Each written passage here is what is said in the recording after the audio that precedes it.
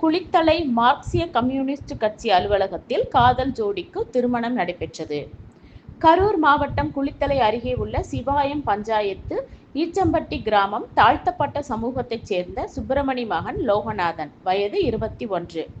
இவர் திருப்பூரில் டிரைவராக வேலை பார்த்து வந்தார்.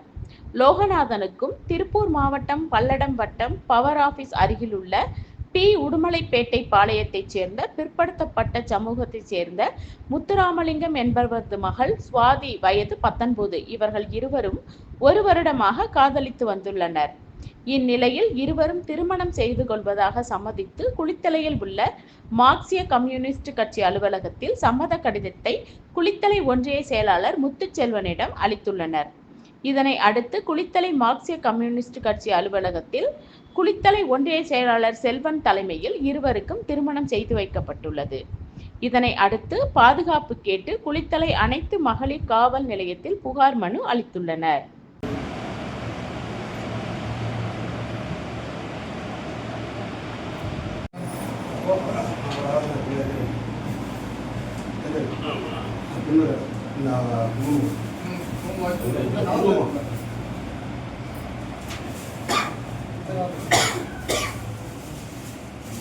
காவல் வச்சிருந்தா அப்படியே